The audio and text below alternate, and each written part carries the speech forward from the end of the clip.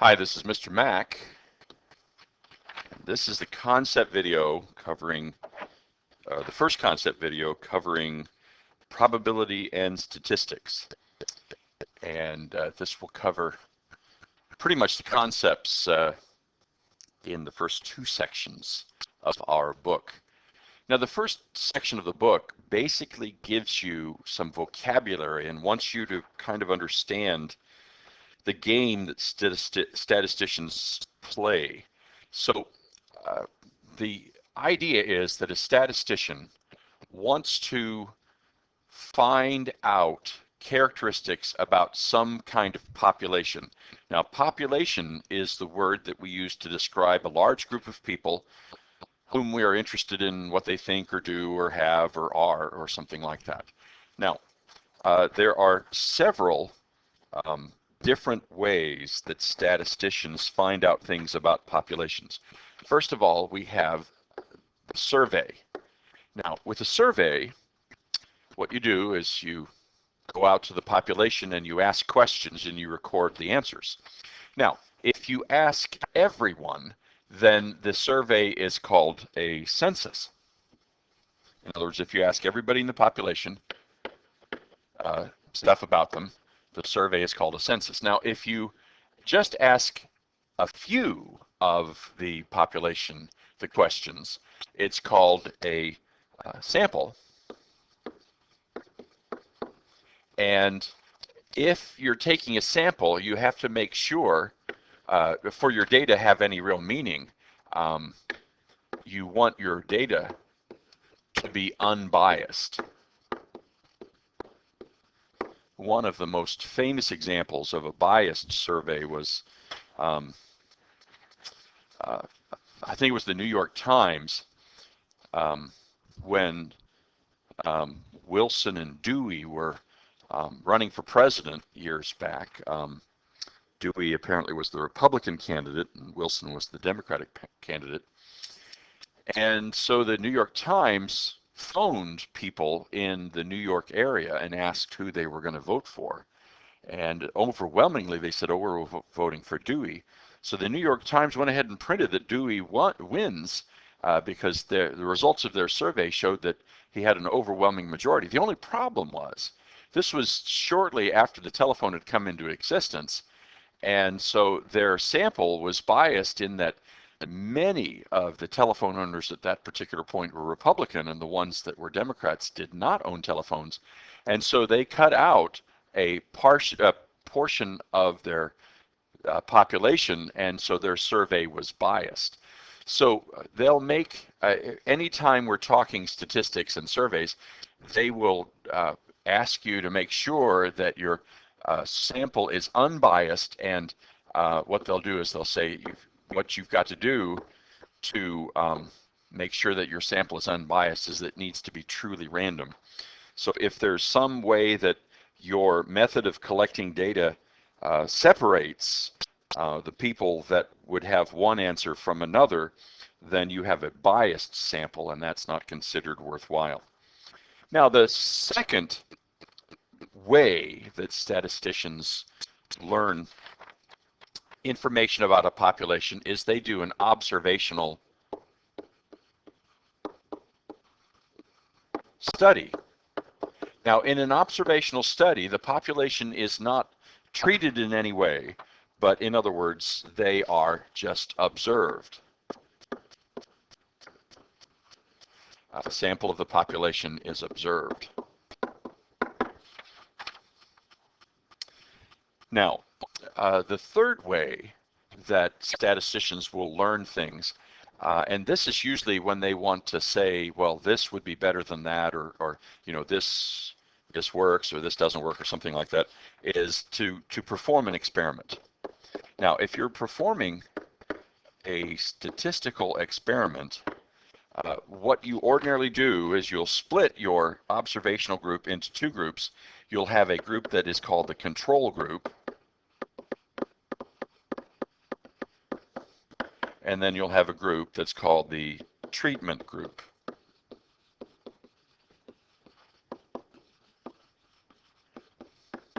Now, the control group is, you don't do anything to them, you just observe them. Or if you don't want them to know that they're in the control group, but they do know a kind of a study, then you do something that looks like it's supposed to help, but it doesn't. And a lot of times, this word comes up. In other words, if it's like a medical study where you want to know if a certain drug works or not, you have your control group and you give them what's called a placebo. This is something that looks like the pill that everybody else is getting, but it doesn't have the stuff in it that the other pill has. And then the treatment group is given some kind of a treatment, and then the study is made as to whether or not the treatment was effective, if it did anything, or if we really believe that it did work to some extent. Now, there's a couple more words that we do want to cover in this opening part of vocabulary here, and those are causation,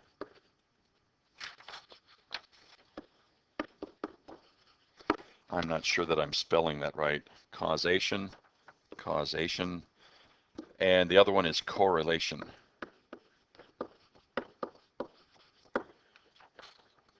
Now, correlation means that two things appear to have a connection.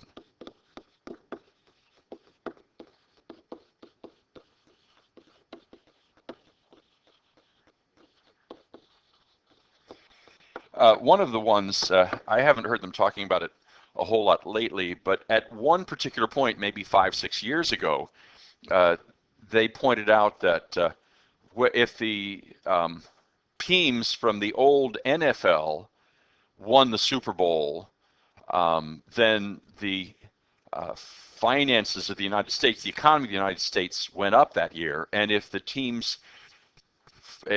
from the old AFL won the Super Bowl, then the economy went down for the year. And it was, at one point, I think it was kind of like it worked that way 17 times out of 18 tries or something like that, which is a very, very strong correlation.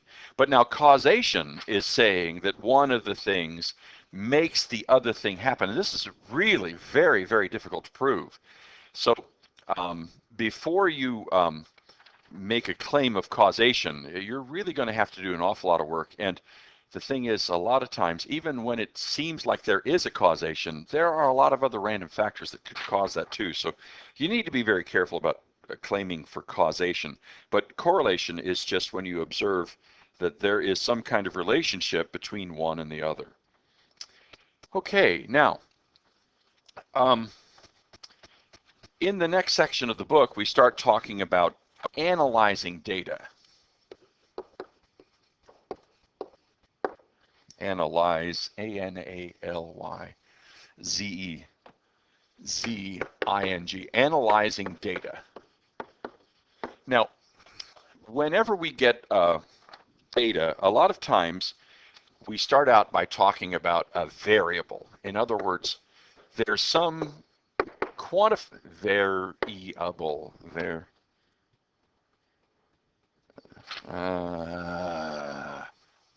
I can do this. Let's see. V-A-R-I-A-B-L-E, variable. Okay.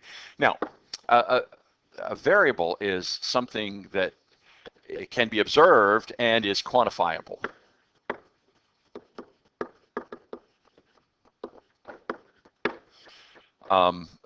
For example, you could go out with a clipboard and knock on doors and say, how many TV sets do you have in your house? And the people would say 3, and you would write down 3. And so that particular household, the observed quantity of 3 TV sets would be how many that they've observed. So in other words, a variable is something that is quantifiable that you can observe. Now, once you have observed these through either a survey or an experiment or an observational study, then you have a data set of some variable for a population or a sample from the population. And there are a number of things that you can do with this data mathematically. First of all, you can measure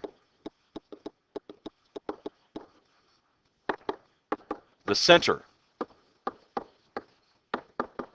Now, there are 3 measures of central tendency.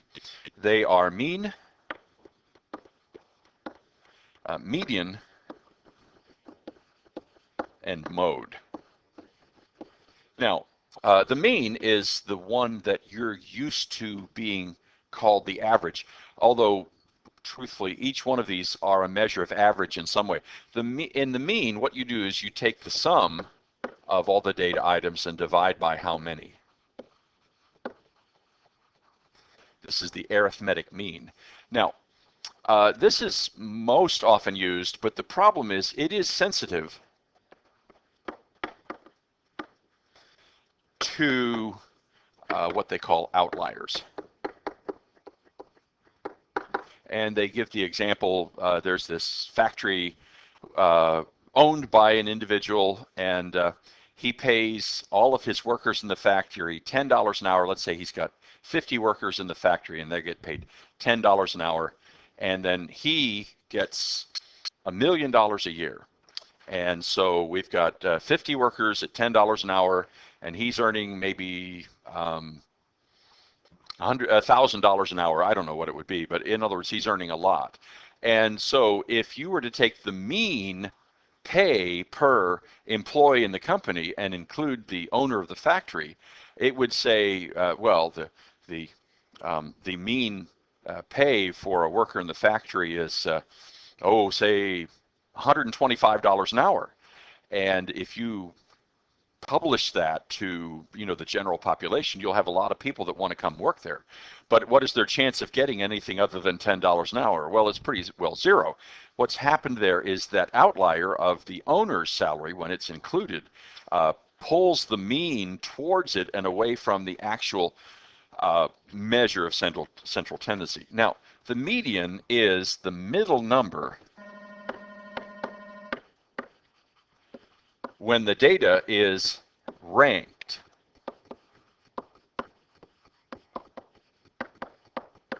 Now, to rank the data means to line it up in order. So you just take all the data items you have, you line them up in order from smallest to largest, or largest to smallest, either way, and then you take the middle number. And you say, but Mr. McFarland, what if there's an even number of data items? There isn't really no middle number then. Well, what we do in that case is we take the mean of the two middle numbers, or the two numbers that are closest to the middle. We just take the two that are right on each side of the middle and we add them up and divide by 2. So the median is the middle number. Now, the median is a good measure of central tendency when you have a data set with some outliers, but it doesn't work so well if you've got big gaps in the middle between data items. So you wouldn't want to use the median when you would not want to use the mean if you have some really outrageous outliers. You wouldn't want to use the median if you have a data set that has a lot of numbers at one spot and then a big gap and a lot of numbers at another spot. The median wouldn't be a good measure then. Now, the mode is the item that occurs most often. And in other words, if we're asking how many times do you eat a day, and some people say 1, and some people say 2, and some people say 3, and maybe we get people saying 5 and 6, but you get that kind of thing. Then you just you're getting the same numbers occurring over and over again, and so that would be what you do is you look at which one occurs the most, the item that occurs the most, and that ends up being the mode. And you would use that when you've got a limited number of responses and they occur a lot, and the mode would then be considered a fairly good measure of central tendency. Now, the next thing that comes up is the idea of a parameter versus a statistic. Now, you've probably inferred by now that what statisticians usually do is they want to observe a small group and then they want to infer characteristics of a larger population from a smaller group. This is usually called inferential statistics. Now, if you have a population and you know that some value that's true of the population then that is a parameter. Let's say, for example, the mean salary for all redheaded stepchild. I don't know, but salary, that's not spelled right. Salary. Okay. The mean salary, if you knew everybody's salary and you could get the mean salary for the entire population, that would be a parameter. But if you just observe, say, a random sample of 100 people from a population of 1,000 or 10,000 maybe, and you found their average salary, that would be a statistic. And what you would be trying to do is infer something about the population from the statistic. Now, when you're doing this, how accurate you are is based a lot of times upon the size of your sample. So it turns out that the margin of sampling error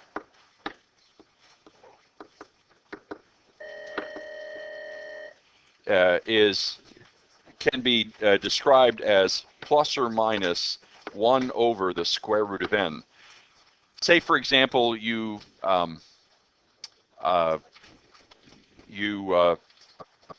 survey 100 people and you get some variable, some observational variable about them, and you want to know, and let's say, for example, you decide that 58% of them like chocolate syrup on their Wheaties.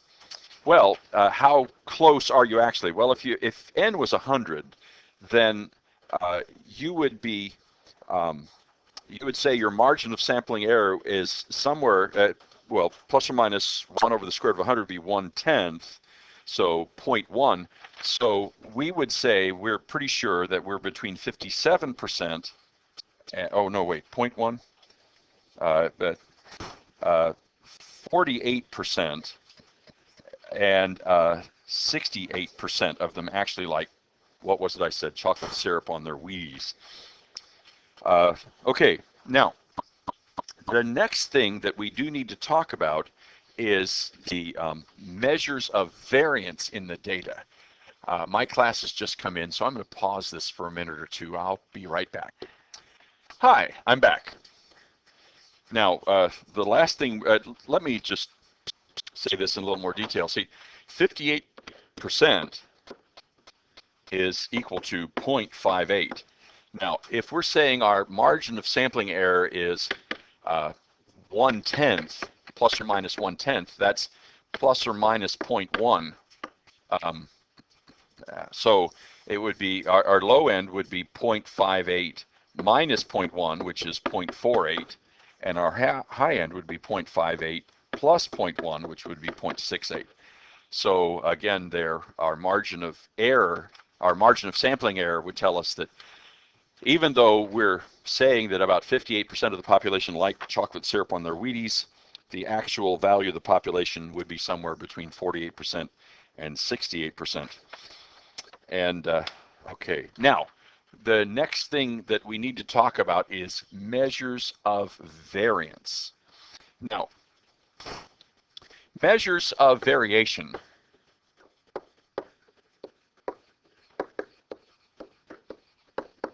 are actually measures that talk about how widely dispersed the data is.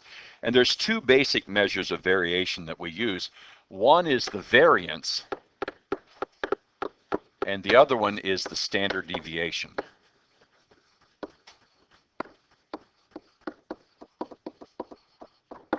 Now, the variance is computed by doing the following. It is sigma I equal 1 to n x sub I minus x bar squared divided by n. So, all right, sorry about this. Basically, the variance, if you take all of the data items, the x sub I, each observable variable item is x sub 1 and x sub 2, x sub 3, up to some x sub n. So what we're saying here is that for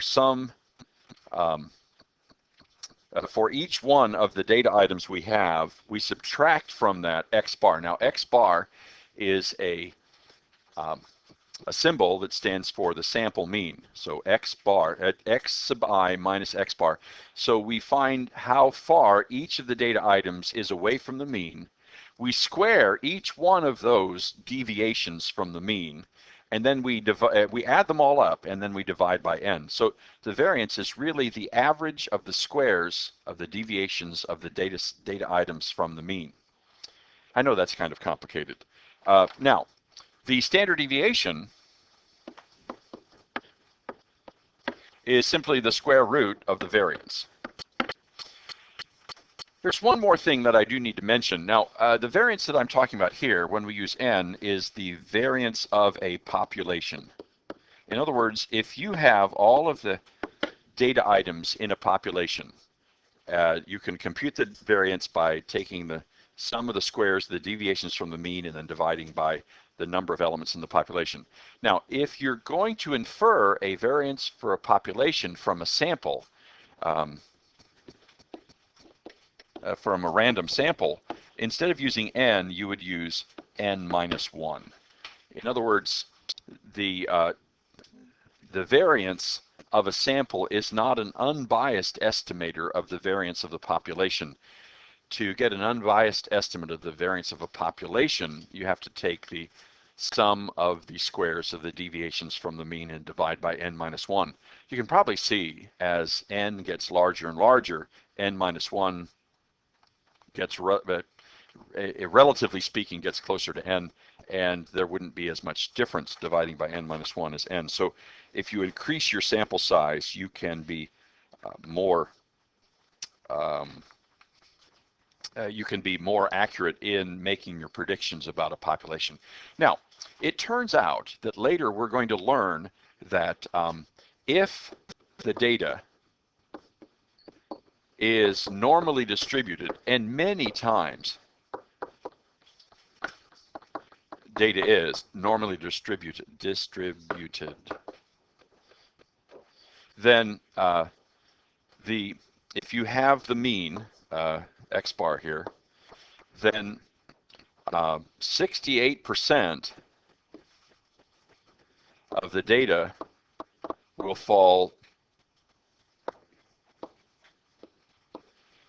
within plus or minus 1 standard deviation of the mean.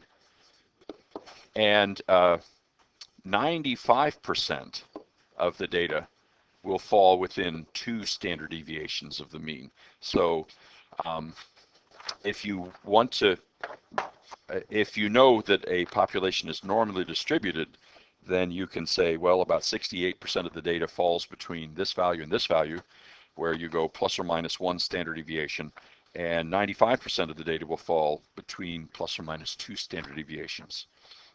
Okay, now, you're probably going to need to learn to compute variance and standard deviations. The book does show that the use of calculators to do this, and so let's just start out with a data set, and let's start out with a simple one, and we'll go ahead and compute the standard deviation for this simple set. We'll just have a chart of x's, and we'll have 1, 1, 2, 3, 5, 7. Okay. Now, first of all, the sum of the data items is 7 plus 5 is 12, 15, 17, 18, 19. Let's put another 1 in here. So we have 1, 1, 1, 2, 3, 5, 7. Okay, so the sum is 20. Now, that means that 1, 2, 3, 4, 5, 6, 7. The average is the sum divided by how many there are. That didn't help. Okay, well, let's make this a 5, and we'll put another 2 in here. How's that? So 1, 2, 3, 5, 7, 10, 15, 20. Okay, so we still have 20, but now we have 8 data items. So the average is 20 divided by 8, which is 5 halves, or 2.5. Okay, now x minus x bar is going to be negative 1.5, negative 1.5, negative 1.5, negative 0.5, negative 0.5, 0.5, 2.5, 2.5. All right, now x minus x bar squared is going to be 2.25, 2.25, 2.25, 0.25, 0.25, 0.25, 6.25, 6.25. And so if we add all of these up, we get 675 plus 625 is 13, and then we get 14 plus 6 is 20. So we add, we get 20. Okay, so now the variance is going to be 20. That's the sum of the squares of the deviations from the mean divided by 8. So we get 2.5 for the variance, and the standard deviation is going to be the square root of 2.5. Now, I don't know what that is, so we'll just have to ask the calculator to do that one for us.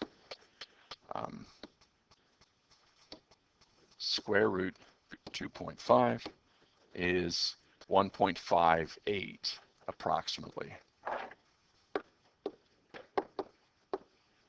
Okay, now that would be actually computing, hoping I didn't make any mistakes, that would be actually computing the variance and the standard deviation for a sample set.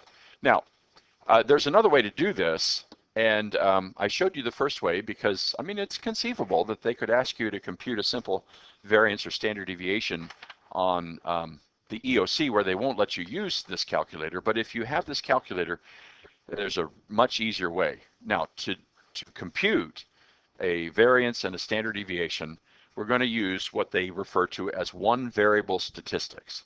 So first of all, you press stat, and notice you get this screen, and under edit we press enter. And what we're going to do is we're going to put our x's in list 1. So we press 1, enter, 1, enter, 1, enter, 2, enter, 2, enter, 3, enter, 5, enter, 5, enter. Now, press second mode. That'll get you out of it. Now what we're going to do is we're going to go back to stat. This time you go over to calc. You see where it says one variable stats, press enter. Now the default for this is list 1. That's where we put the x's, so we're ready to go. If we just press enter, we get one variable stats. Now notice it's telling us that x bar is 2.5. It's telling us that sigma x is 20. That's the sum of the x's. It's telling us that the sum of the x squareds is 70. And then it's telling us that the little sigma x is 1.5811. That's the standard deviation of the population. Now, this one right here, Sx, is what we would get if we divided 20 by n minus 1. And let's just do that quickly. Second, quit, clear. 20 divided by 7, notice we get the 2 point, wait, what happened? Oh, yeah, 20 divided by 7 is this. Now, if I take the square root of that, I get the 1.69. So now let's go back to stat, one variable stats. So we have, notice we have 1.69 as the standard deviation if we're going to infer the standard deviation of a population from this as a random sample. It also tells us that we had n items, and then a few more things down here. We get the first quartile, the median, and the third quartile. The median is 2, and notice if you went over here, if you rank these data in order that we did, 1, 1, 1, 2, 2, 3, 5, 5. We've got 3 here, 3 there, and then 2 2s in the middle. So if we average 2 and 2, we get 2. So the median is going to be 2 in that particular case. So we can get, and you can go back up or back down, because as long as the arrows are showing up, and that'll give you all of the information you need to be able to compute a the statistics in one variable stats. All right.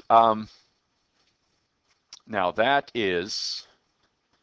it. So I'm finished. We're done.